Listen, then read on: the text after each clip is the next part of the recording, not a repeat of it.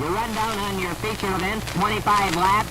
On the pole is car number 98, Bud Finale of Jamestown, New York, a 1957 Chevy. Off the pole, car number 220, Chuck Piazza of Jamestown, New York, a 1950. I had started when I was pretty young, I guess 18 years old. I was doing some drag racing. Enjoyed it, but I thought the lure of a little bit of prize money sounded a whole lot better than running for a trophy. So I bought my first car from Mark Thorpe, and I started to run it. Struggled. Had Jug Pierce help me. He drove for a little bit, and between the two of us, we got through my first season. And I think Dean Layfield, I think everybody remembers Dean, and he drove the car one night and gave me some chassis tips to make the car so I wouldn't spin it out all the time, and helped me a lot. And so gradually started to improve my performance and get into the next year, and was even able to win a race or two the next year. So.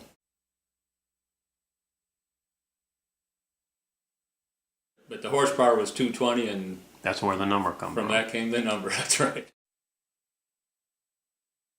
Somewhere around 61, and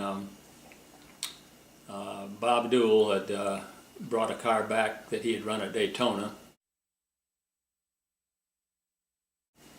And I looked at it, I wanted to try the Ford, and besides it had that big wind tunnel in it that they run at Daytona, and I thought that's cool, and that would certainly be an edge at a third-mile dirt track. So, but that's what happened, and that's a car I ran for I guess a couple more years. Were you successful with the car? I was, and once started winning a few races.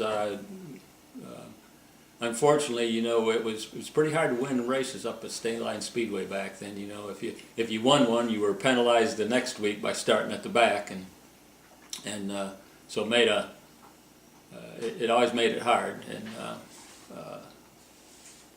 but it made you learn how to come to the front as quick as you could, and not get tore up or tear anything up, certainly.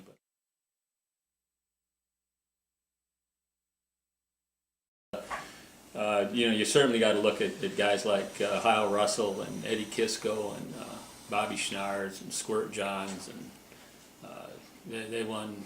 And there were others, you know. Paul Wilson back then was good, and there was a lot of good guys. Tom Dill. In 1966, I won the. I can't recall exactly, but I won either the track championship at Stateline and the overall championship, and then.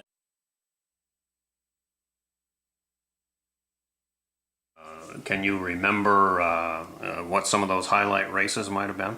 Well, I think my first race that I won was probably the Firecracker 50, and I think it was with that 57 Chevrolet, so that could have been probably around 60. And first race that I won, and certainly was big race for that area. And then was fortunate enough to be able to come back the next year and win it again. So, and I did win a 100-lapper somewhere in there, but that was probably the biggest races I'd won up at State. Of course, Ralph ran the NASCAR Sportsman Circuit for years down here, and Ralph's main, not only did he enjoy racing, and was very, very good at it, but that's the way he put groceries on the table, was to win races. And so he reluctantly, back late 60s, early 70s, he left the NASCAR Sportsman Series to run some of the independent tracks in the South.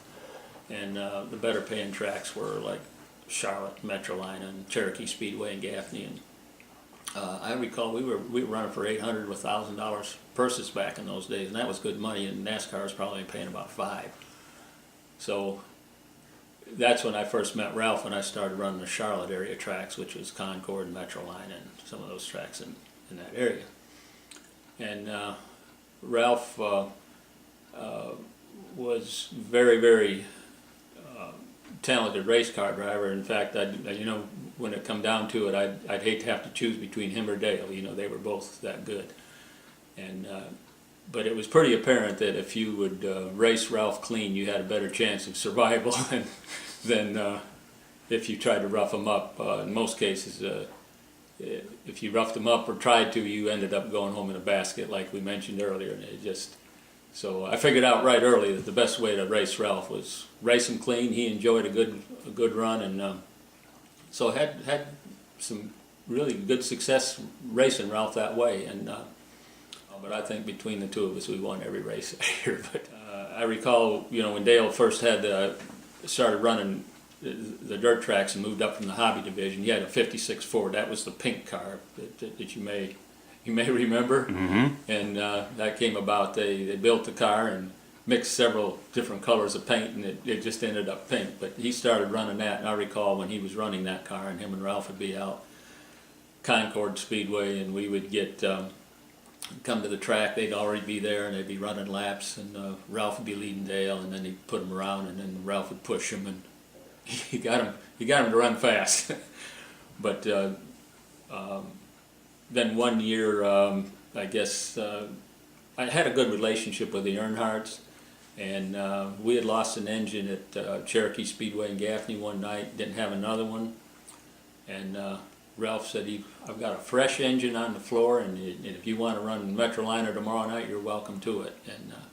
And Ralph didn't do that for hardly anybody. It just, I mean, that was, if you was going to take grocery money off the table, he didn't really want to get too involved with that part of it. But he lent us an engine, and we went up and raced with him.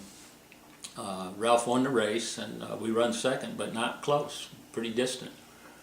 And I know when I come in and talk to my car owner, I said, I just don't know how that man runs on the same straightaway with us when we have all our equipment. One of the other highlights of my racing career was the opportunity that I had. I was driving for a pretty wealthy businessman out of Charlotte, Henry Gordon, and his boys had a race team. And I'd had several successful years with them. And then along comes this young kid by the name of Dale Earnhardt. And I had the opportunity to run with Dale most of the season, and we were teammates, and became good friends with him too, as I was with most of the Earnhardt family. They were neat people.